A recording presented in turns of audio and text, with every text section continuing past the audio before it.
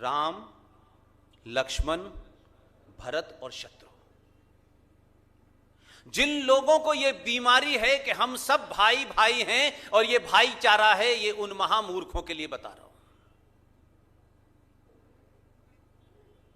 राजा दशरथ के 4 पुत्र थे और एक राजा और हुआ है। उस राजा का नाम था शाहजहां। उसके भी 4 पुत्र थे। एक का नाम औरंगजेब, जिससे आप वाबस्ता हैं, एक का नाम है दारा शिको और एक का नाम है शुजा और चौथे का नाम है मुराद। जिन मूर्खों को अपने तनिक क्षणिक स्वार्थों के लिए यह बीमारी घुस गई है दिमाग में, सारे धर्म बराबर हैं, हम एक ही हैं, हमारी संस्कृति एक है, ये जो भी झूठ बोल रहा है, मैं समझता हूं आने वाली नस्लों को गुमराह कर रहा है। दशरथ जी के 4 पुत्र थे। भगवान राम को राजा घोषित किया गया। यह हम अपनी संस्कृति की बात कर रहे हैं जो हमारे आराध्य हैं, हम उस संस्कृति के मानने वाले हैं। भगवान राम को राज मिला और राज के लिए उन्होंने तैयारी कर ली। सब जितने भी अस्त्र शस्त्र सब उन्होंने धारण कर लिए और फिर आदेश हुआ कि आपको राजकाज नहीं मिलेगा, आपको जंगल जाना है। भगवान राम ने मुश्किल से उनके मुंह से यह शब्द निकला और उन्होंने अपने सारे राजा के वस्त्र त्यागे, अपनी खड़ाओं को छोड़ा और परिवार के कहने से राजकाज अपने भाई को दिया और जंगल चले गए। न उनके चेहरे पे कोई पश्चाताप था, न गुस्सा था, न क्रोध था। यह हमारी संस्कृति है। शाहजहां के 4 पुत्र थे, चारों में से किसी एक को राजा बनना था।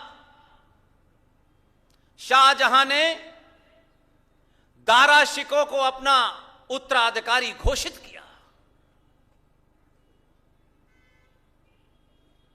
आप बात समझ रहे हैं ना मेरी? दारा शिको को जैसे ही शाहजहां ने अपना उत्तराधिकारी घोषित किया, चारों भाइयों में से दूसरे भाई औरंगजेब ने तलवार उठाई और दारा शिको की गर्दन काट करके थाली में सजा के अपने बाप को पहुंचा दी। हमारी तुम्हारी संस्कृति कभी एक नहीं हो सकती। इसलिए ये जो बकवास चल रही है इस देश में, कुछ लोगों के स्वार्थ सिद्धि कर सकती है, कुछ पार्टियों को अच्छा बुरा दिखा सकती है, राष्ट्र नहीं बचा सकती। इसलिए इस मंच से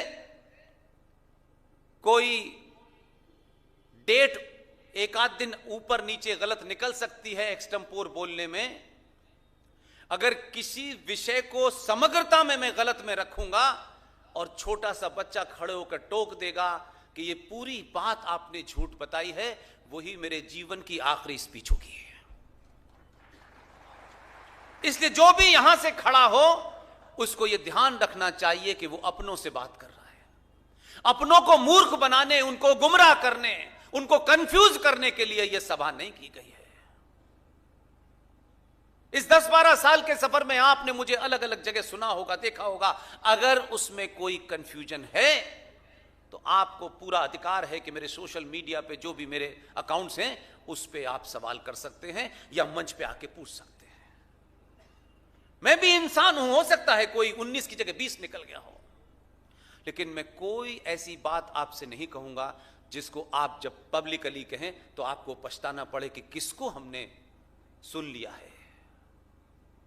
इसलिए सबसे ज्यादा शब्दों का अनर्थ हमने किया है, किसी और ने नहीं किया। सारा दोष शत्रु का नहीं है, हमारे बीच में महामूर्खों का है। जब ये हम कहते हैं, कोई दुनिया में नहीं कहता, न ईसाई कहता, न पारसी कहता, न जैन कहता, न बौद्ध कहता, न इस्लाम कहता, हम ही को ये बीमारी है, क्योंकि हमारे साथ संकट ये है कि हमें सबका अनुमोदन चाहिए।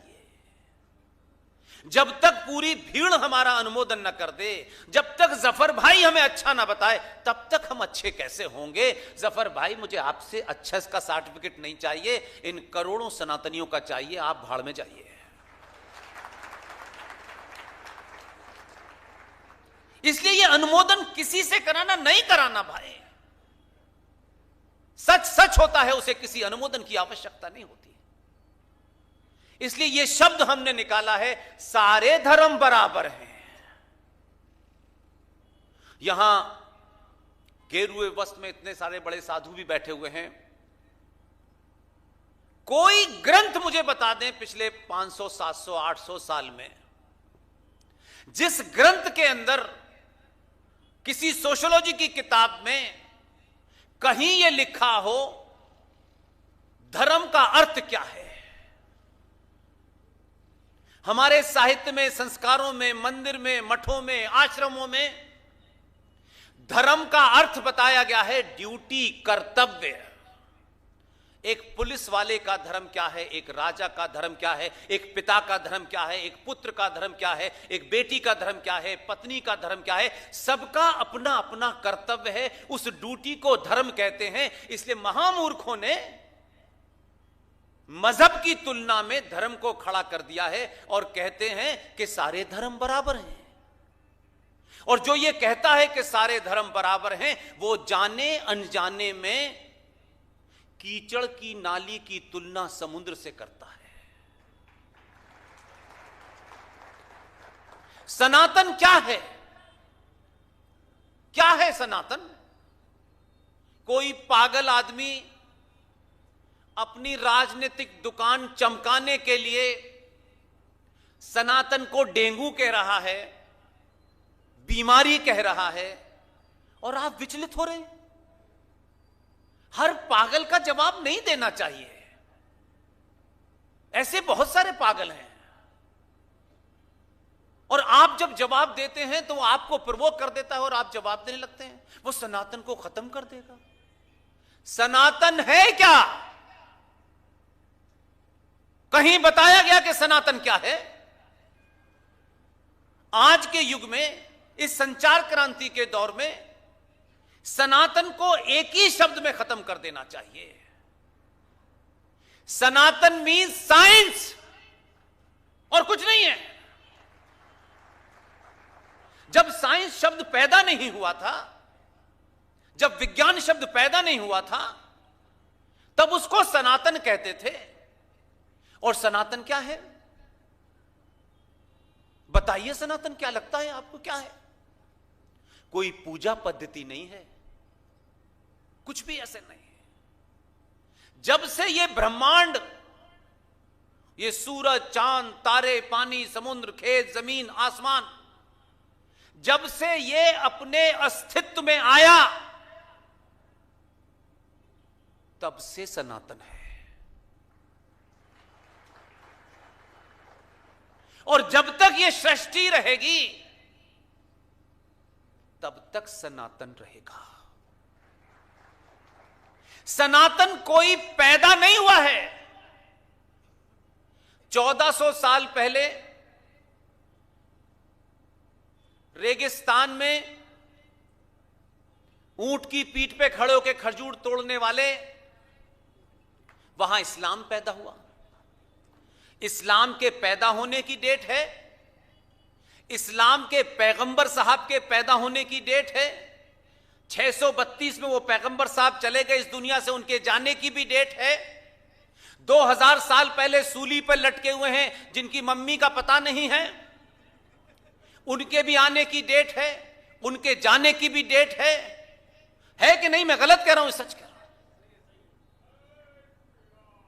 बताइए, गलत कह रहा हूं? सबके आने, पैदा होने की डेट है कि नहीं है? मोहम्मद साहब आए, चले गए, उनके जाने की डेट है। 632 में उनका इंतकाल हो गया, जून के महीने में। 2000 साल पहले ईसा मसीह आए, उनका भी देहांत हो गया, वो भी चले गए। मेरा आपसे प्रश्न है, सनातन के कोई पैदा होने की डेट है? सनातन का कोई रहनुमा है? कोई पैगंबर, कोई प्रॉफिट, कोई संत है? नहीं।